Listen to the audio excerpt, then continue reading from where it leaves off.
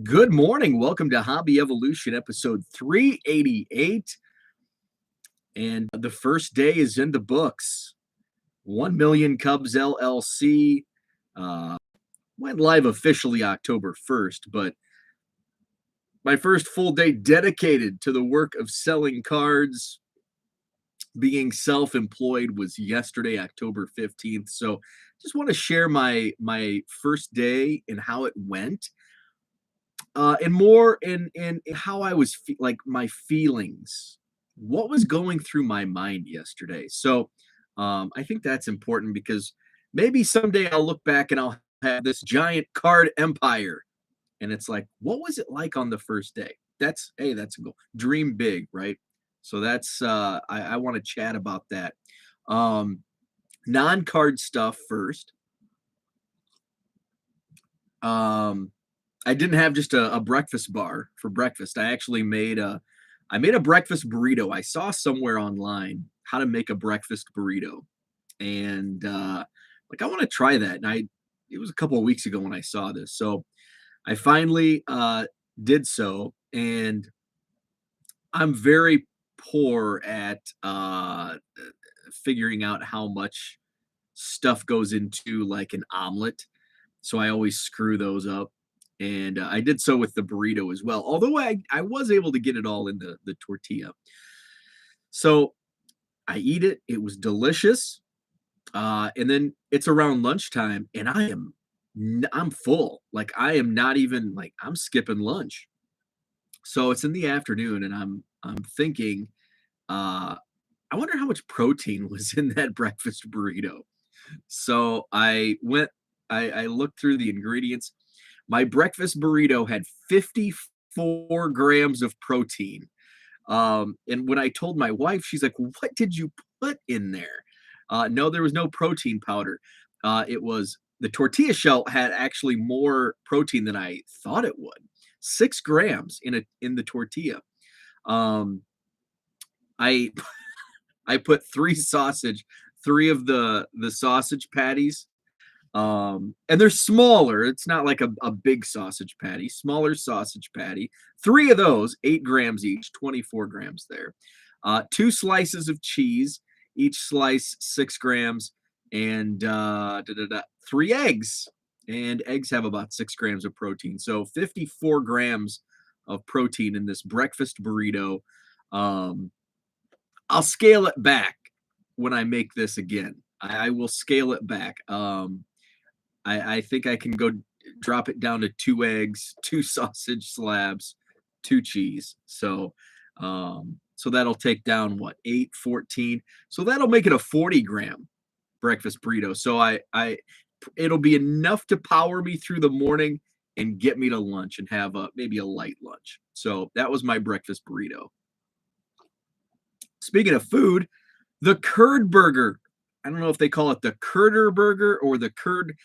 I hope they call it the curder burger, because the curd burger sounds like a put down when I was 7. Call somebody a turd burger. A curd burger from Culver's. If you're from outside the Midwest, Culver's is a fast food chain. Here, actually, it was founded just a few miles north of where I'm at, um, by the Culver family, and they're known for their butter burgers. They have amazing custard. Um, it's a good fast food joint. Now we actually had like I was tweeting about it last night, and I never go because it's always packed. It's a very popular fast food restaurant, so I rarely go just because it just takes too long, and it's like I'll just go to McDonald's. I can get right through. So Culver's introduced the curd burger, which has a patty of a cheese curd. So a cheese curd is, you can get fried curds and you can get fresh curds. Squeakier the better.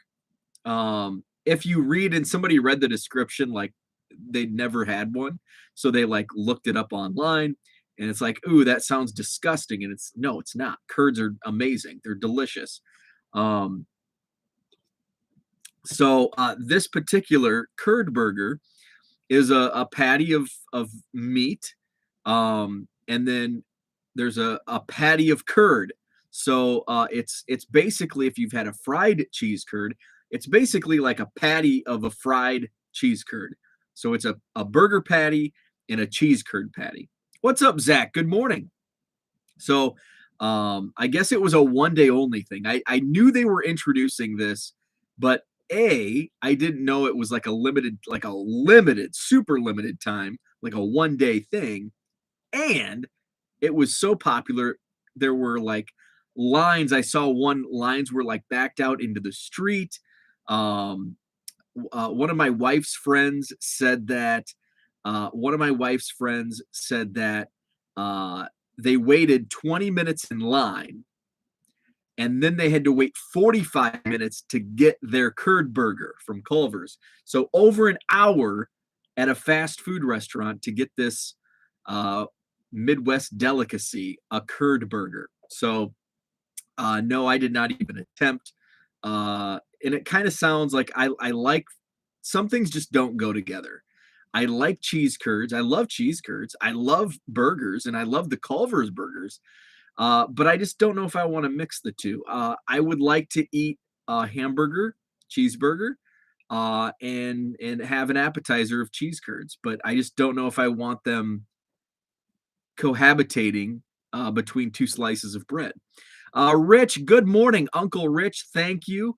Yes, yesterday was my first full day. I'm going to talk about how things went yesterday. Zach says trying to kill yourself the first day working on your own, heart attack on a bun. Yeah, but I didn't have one. No curd burger. I just had a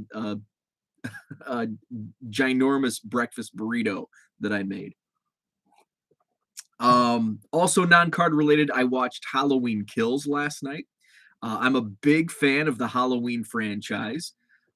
It was good. I'll probably watch it again this month.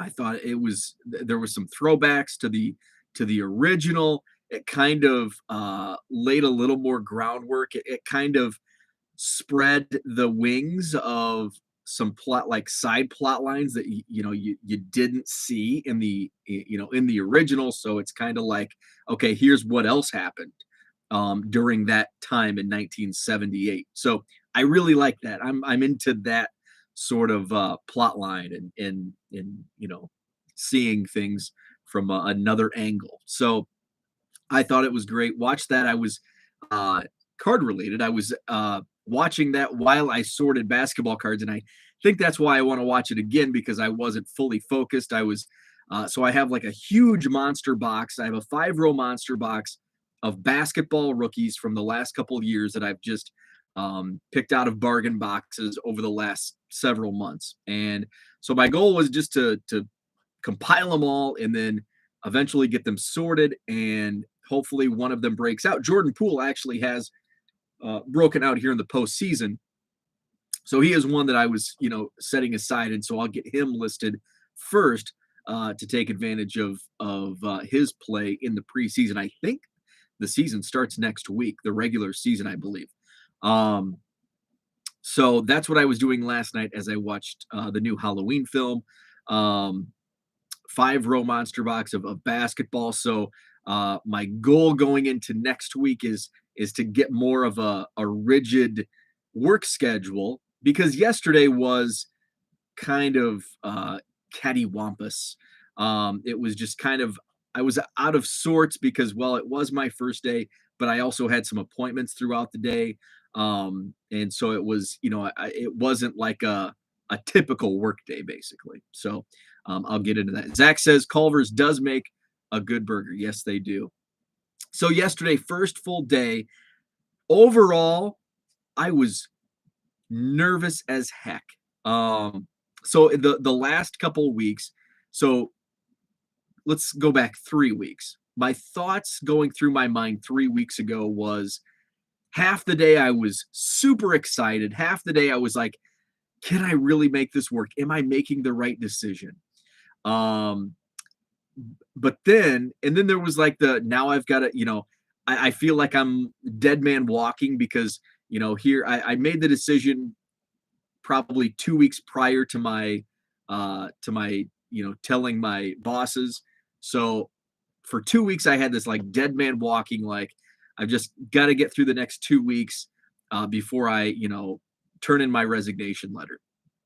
Um, Once I did that and I handed in my 2 week notice, then it was like a weight, that burden was lifted, weight off my shoulders, and I felt much better uh, moving forward. Then the excitement, then the last 2 weeks has been a lot of excitement as I prepare to go full time and try to hit that first day running and not skip a beat. It was like every like little problem that arose in my day job. It was like, oh, I can't wait to get out of here, leave this industry. So there was definitely more excitement in the last 2 weeks than nervousness. And then yesterday, it didn't really hit me until yesterday after I recorded the show. That's when the nerves set in. Because my last day at the office on Thursday, it was just like kick back. Everybody else is dealing with my stuff. I'm just here to report card day is how I put it yesterday. It's just report card day. Hey, if you have any questions about my accounts, let me know. I'm going to collect my paycheck and then go out for beers with some coworkers. Still didn't really set in after having some conversations with my coworkers. I knew it was the best decision to move forward, move on, whatever it was. So I felt good with the decision to move on. Then yesterday hits. What's up? Craig is with us. Good morning, Craig. What's up, Andrew? Um, I'll get to the chat before I talk about the nerves setting in. Zach says, good call. I strongly suggest you get dressed every day like you're going to work. Try to have a schedule. Yeah, absolutely. And that's something that I think working from home for 15, 16 months during COVID really helped kind of set my mind right for the potential of working from home and being my own boss because I was hesitant to work from home as the pandemic started last March and April. I was hesitant because I thought there would be too many distractions. My wife, God bless her, allowed me her office, and then actually as COVID progressed and it was longer and longer, she essentially built an office. Well, she didn't build, but she outfitted a spare bedroom upstairs. And so she now has her own office upstairs. And I'm actually kind of jealous because it overlooks the backyard. You can see the neighbors' dogs playing, and they're like super cute dogs. So I just see like glimpses of the neighbors walking the dogs. I do have a window and it's onto the street. So I can see the UPS and FedEx guys delivering my baseball cards. So I know right when they're coming. So it did help me set up to get that mind right because I didn't know if I could do it. And I was actually pretty successful working from home and keeping that schedule. And Zach's exactly right. I didn't change my routine. I still woke up at the same time. I went through my morning routine like normal. And then I hit the desk. And so that's what moving forward. Yesterday, I did the same. I did sleep in just a little bit. Actually, probably not too, like maybe 10 minutes most, but I carried out the same routine. Woke up around the same time, took a shower, did all that stuff, and came downstairs, recorded. So I think moving forward, that's going to be the set schedule where I'm going to still wake up, same amount, same time, get the coffee going, record Hobby Evolution, and then I haven't figured out if I'm going to uh, carry out my shipping immediately after Hobby Evolution since I'm already down here, or go upstairs just because that's what I did when I worked from home. I would record Hobby Evolution, go upstairs and get logged in. And I think that gives me a true start to the day where I think if I came down, recorded Hobby Evolution and then started shipping, I think that would kind of turn me backwards a little bit. So I think I may do like my shipping in the afternoon. So that's something that I'll toy with, my schedule. But Zach's absolutely right. Normal routine will be carried out. Craig says zero risk first because you'll be successful. If you need a fallback plan, there are plenty of jobs out there. That was my thought process early on, like as I made this decision. Um, the plan is to keep doing this, but there's always a what if. I don't want to have a plan B. I don't have a plan B, because I'm going to make plan A work. But in the event that a plan B would have to arise, that's a bridge I'll cross. But yeah, that's always out there. I have no doubt. So absolutely. So the nerves really set in. I recorded Hobby Evolution. I'm like, yeah, let's go, let's go. And then all of a sudden it's like, whoa, this is real. It hit me. This is real. Uh, this isn't just a side hustle that I can take a day off. Like this is like yesterday's title. This is the first day of the rest of my life. I like now selling cards and maximizing returns is it pays the bills. It doesn't just pay my trip to the national and buying up some tobacco cards at the card show. And now it's like now I can't, now I that's not really an option right now because I'm building a business. I can't go to the card show and drop a couple $100 on a Cubs card. I need that money to buy inventory or rainy day. If I have a slow month, the bills are always going to be there. So now it's, it's going to take a little bit of that fun out, but I think it's all about, it's a sacrifice, because, eventually I'll get back to that point where I can have fun with buying Cubs cards, just buying something here and there and not having to worry about every, single outside expense, which, I'm always going to look at, but not to the extent where right now it's like, ooh. So Zach says, I told my wife about you quitting your job to sell cards. It was completely foreign to her that someone could do that. She is not into learning about what Porter and I love. So that's the thing. And I was thinking about that. I was talking to one of my clients this week, and it was also a foreign concept to her. And she's like, but kids don't even collect anymore. And I didn't even know baseball cards were a thing. But it is, it's there's a niche for everything. And for Zach, I'm not sure what your wife is into, but my wife is into like bags and art, and like she spends money on like some of that stuff. And it's like, well, I mean, there's like a niche for everything.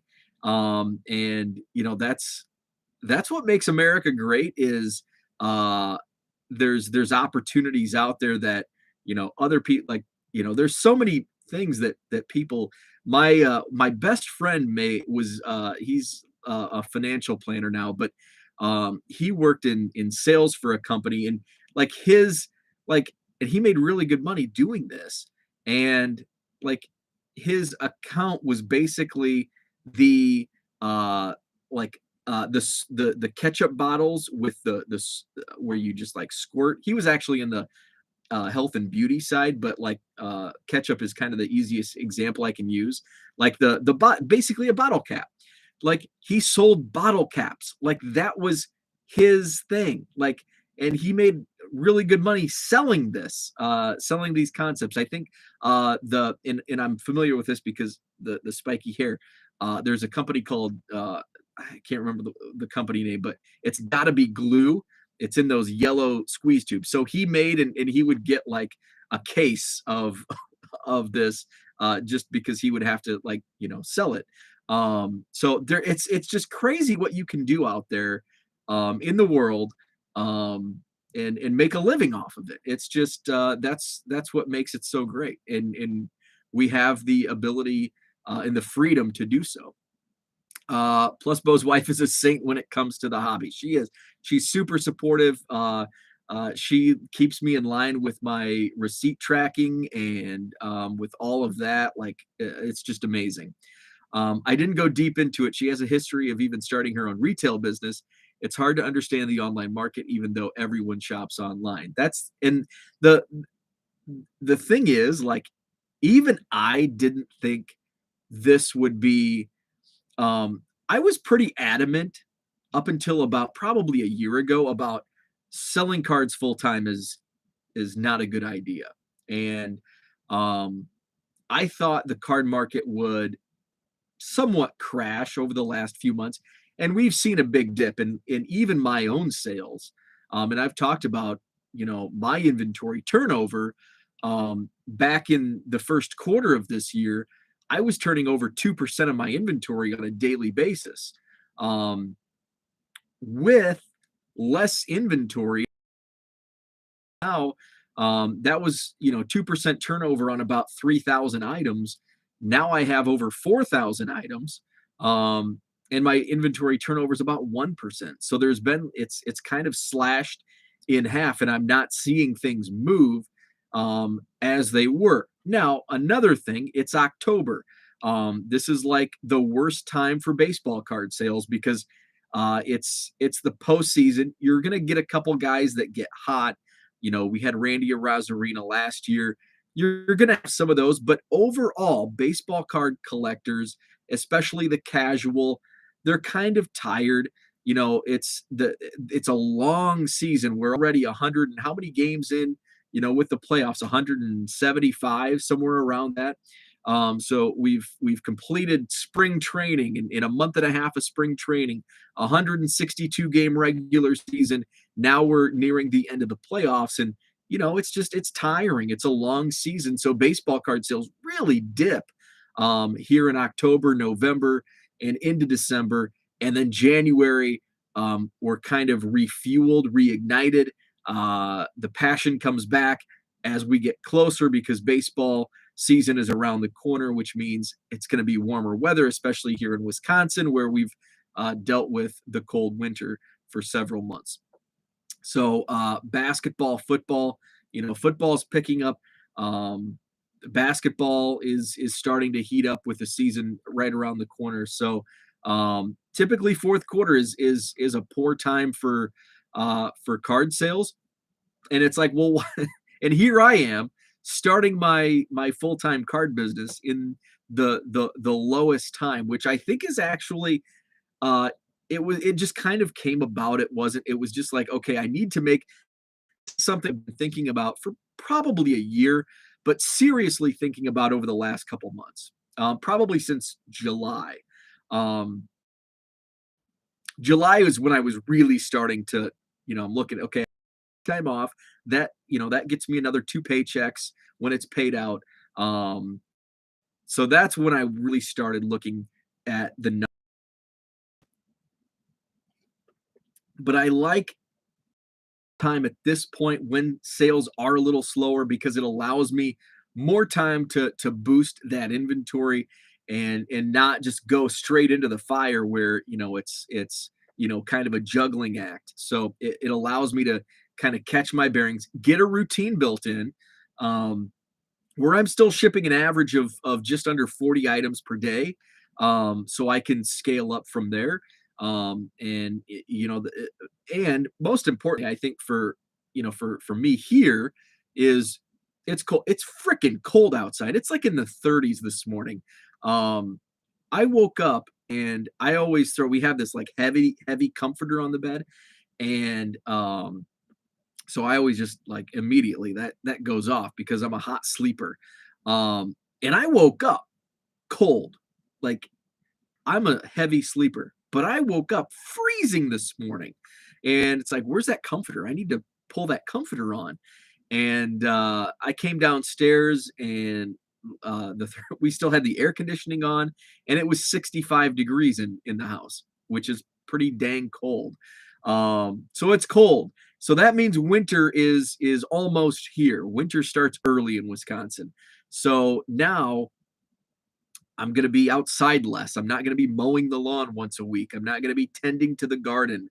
I'm not going to be going to baseball games or, you know, doing some of all, you know, these outdoor things. So I'm going to be stuck in the house. So what better to do when you're stuck in the house than sell baseball cards? So that's what I'm looking forward to. Zach says, plus you have the selling thing down from a cost perspective. That's before I get to the rest. That's another thing. I really wanted to set myself up, and I thought last year is kind of when the wheels started turning. Like, okay, I'm doing this. I think I can make this work. My stamp guy saving 20 cents per stamped envelope is huge. It might actually be 25 cents now. Is in my savings per envelope. That's huge. The label printers, the money and the headaches I'm saving, because printers are a huge headache on their own. And then the ink is super expensive. I think I buy like 2,000 or 4,000 labels for the cost of one ink cartridge. And how often do you go through ink cartridges?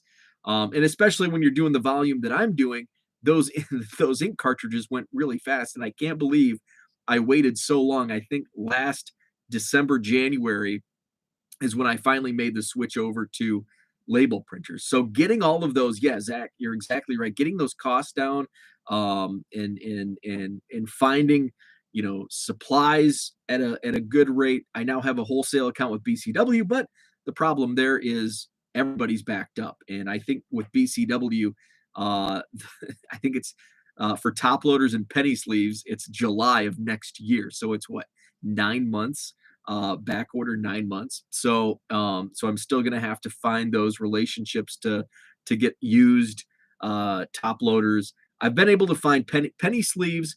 If you find those 500 packs at Walmart, is like 1.1 cent per penny sleeve. So it basically is a penny sleeve. So I'm not I'm not worried about the penny sleeves as much.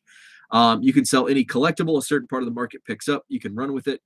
You have the means to. There are J products that give you endless opportunities. Yeah. In fact, yesterday, I was out and about, and my buddy Ryan, ripping one handed on Twitter, he sent me a message yesterday morning. He's like, "Hey, they're stocking the Walmart this morning. They have select basketball." So it's like, "Hey, I'm gonna go check this out." So I ended up waiting. I had my appointment with the Sheraton, my card show venue yesterday. So I'm like, it's on the way. Walmart is right on the way to the Sheraton. So I'll hit it up. So went over.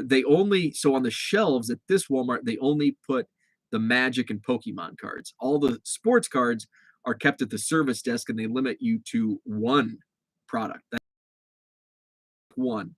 And so I bought they were out of basketball by the time I got there, but they had some hanger boxes of Donruss football. So I bought a hanger box of Donruss football, and I did well. I got a Trevor Lawrence rated rookie that already sold for $12.50. So I think the box was $16 after tax. I sold another rated rookie for like $2.50. I pulled a couple other cards in there, so it was a fun. What I don't like is it's just one pack of 50 cards. But I like the rated rookies. They've got the red press proofs, so it's a fun rip. Normally I would have saved that for Sunday, but I'll be out of town, so I just ripped it yesterday afternoon and listed those cards last night. So I made that trip. They did not have any supplies there, and then where else? Oh, and then I hit up after the meeting. I hit up the Goodwill, just to see, like Zach says, kind of piggybacking on other things. Hit up the Goodwill just to see what was out there. Nothing really there that caught my eye. I didn't look. I was just kind of,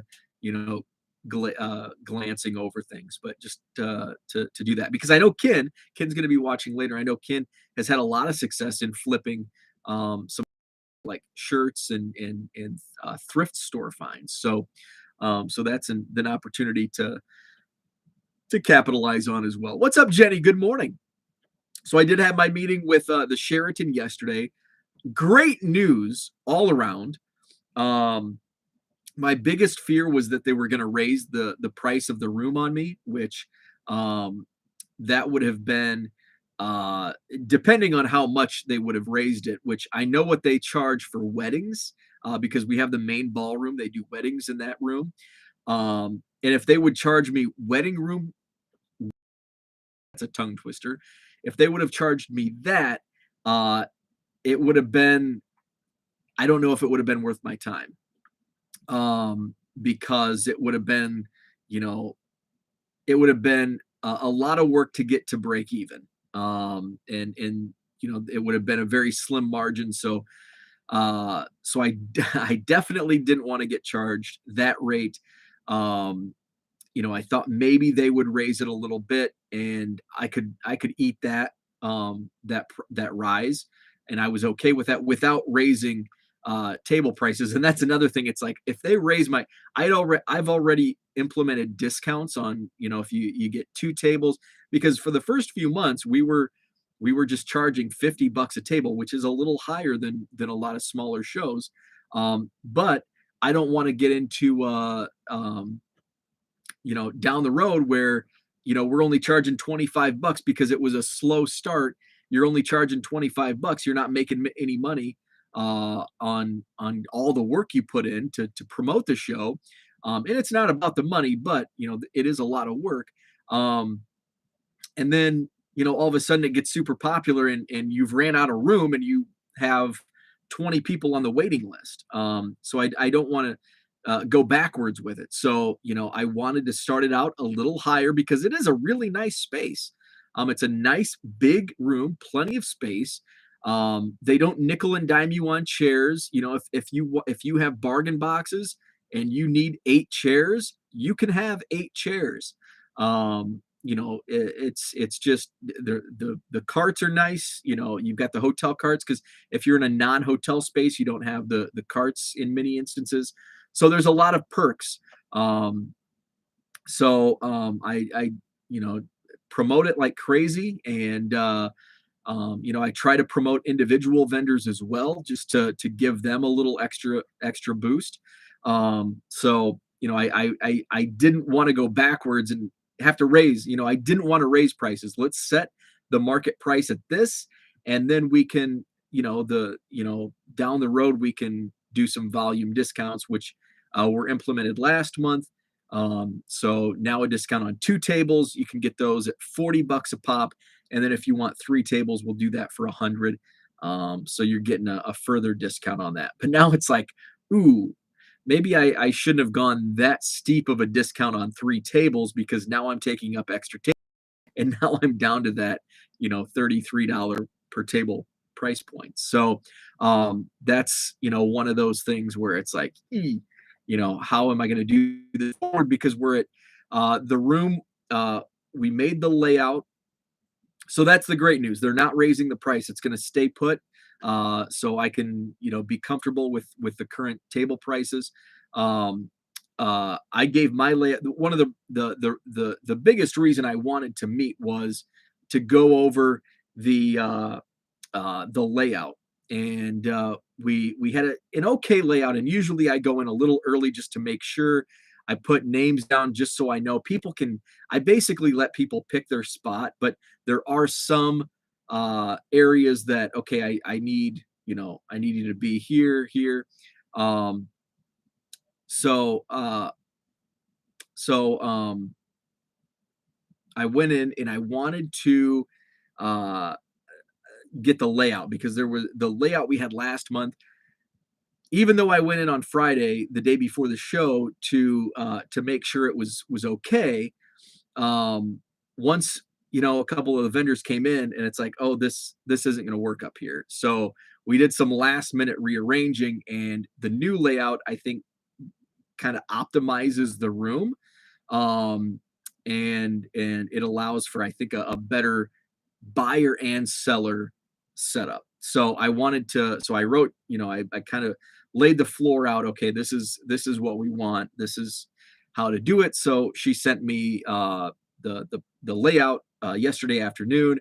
Looks like 50 tables, but I know we can squeeze more in, because we had, I think, 48, and I could have fit, several more, not several, but maybe a half dozen more. I think we can get 55 tables in the room without causing, you know, a big clogging of the room. So, because it is a 5,300 square foot room. So, and they're 6 foot tables. So, we can get those in there. And I said, let's go ahead with this layout. I'll come check it out on Friday. If I have late stragglers that want tables, I'll try to squeeze them in. Um, that rug really tied the room together. What's up, Diego? So that's kind of, I'll go in Friday. I know we're at 47 confirmed tables right now. The room right now is going to be set up for 50. What's up, Herman? Good morning. Um, but there's always extra tables. And there's been probably 2 or 3 of the months I've out extra tables because we've had some last minute or people we didn't hear back from to confirm show up. So those are just some of the things. And of course, you get the no shows, and then I like last month I bring out extra tables, and then I've got a guy that reserves 3 that no showed me. So that happens, unfortunately. So I know that I'll have some last minute week of usually, and this is the first time I've had 40 confirmed this early. Usually I don't get 40 confirmed until like Wednesday or Thursday of a Saturday show. So and I told them yesterday, I'm like, I'll probably have, I'm at 47 now. I'll probably end up around 55 because I imagine I'll get some late additions Wednesday, Thursday. I think I had 4 or 5 people on Friday last month. So I expect that. So I've reached out to all the regulars just to make sure they can lock in, just so I can guarantee them space. So Rich, I'm going to go back up to your comments. $50 for 1, 90 for 2, 120 for 3. That way 50 for 1, 45 each for 2, and 40 each for 3. Yeah, I like that price point. 150 for 5.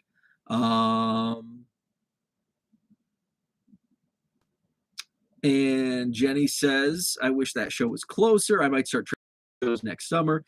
Would be awesome. I've actually had a couple people from I think you're further out. I know I've had some Minnesota. Actually, I have a guy from, I think he's from Winona. I'm not sure where Winona is from you, but he's a regular vendor at my show. He comes down, drives early. I've had John, who travels to a lot of shows around this area. He comes up from Northwest Indiana, so it's an early trip for him. I had somebody that I actually, he found the show from the Blowout forums. And he came down. I think he said it was a 3-hour trip from Minnesota. Had people over from Cedar Rapids. So that's what I like, is now we're starting to get some attention from outside of our immediate, southern Wisconsin range. We're getting Minnesota, Northwest Indiana, Iowa. So it's really good.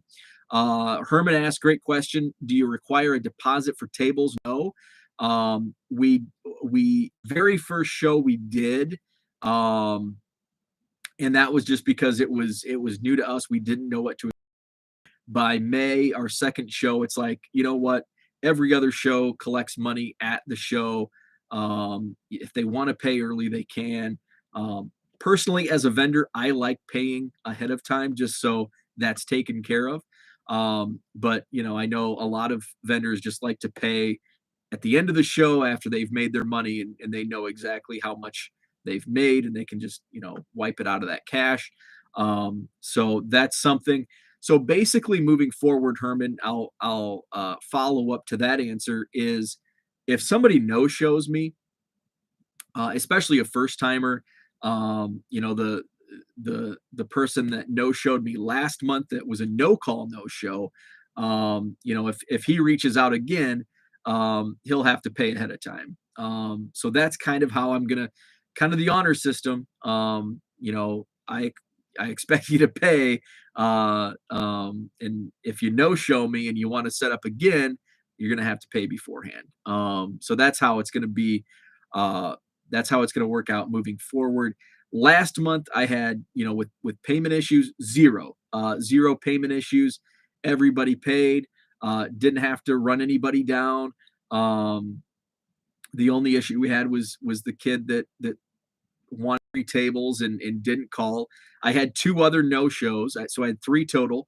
One of them actually showed up. He was setting up with, I think, his son or nephew. Something came up family wise. He offered to pay. I declined. I thought it was a great gesture just showing up and offering. And then I had another one that no showed, that texted me and said, "Hey, I'm not going to be there." So, um, and I know, hey, things come up, so I'm not gonna ding you for that. But if it becomes a regular occurrence, or if you don't even have if you don't even reach out, then that's going to be a strike. Winona is about 2 hours south of me. Oh, okay. So Winona is a lot closer. Than was closer to Minneapolis. I'm actually only 15 minutes from the Wisconsin border, but I would be in St. Croix area. Okay, so you're up north. Taylor Falls in Minnesota, where I would cross over. Gotcha. Have you looked at buying bulk floaters and penny sleeves from Cardboard Gold? Yes, I really love Cardboard Gold. They're always sold out, and when I think they make is it Cardboard Gold that has like an email list that says when they're in stock? Um, 10,000 penny sleeves for 95 shipped. That's an awesome deal. Um, I love Cardboard Gold. That's where I used to buy the so January or February of 2020, I bought a case of 1,000 top loaders for $55 shipped from Columbia Hobby, that sells Cardboard Gold. 55 bucks shipped for 1,000 top loaders. Those were the good old days.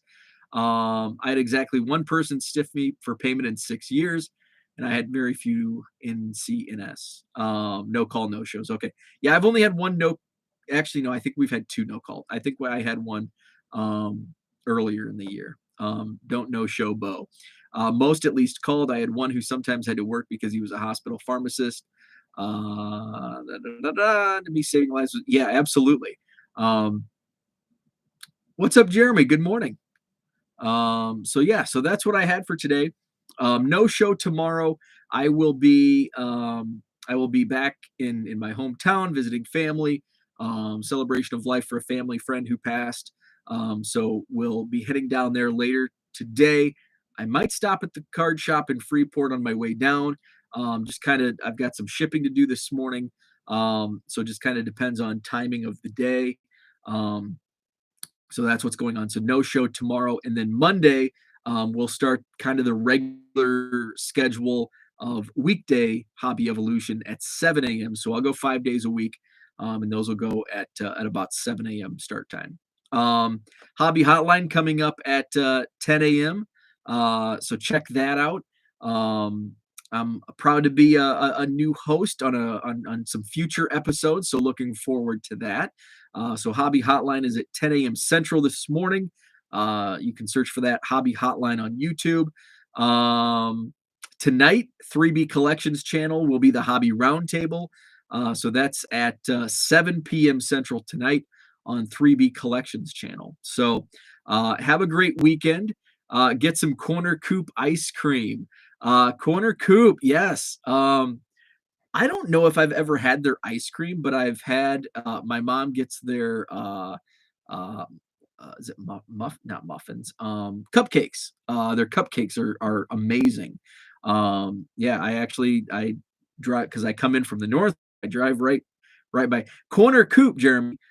Back in my high school days, actually that when I was growing up, that was a corner 2-story old brick building.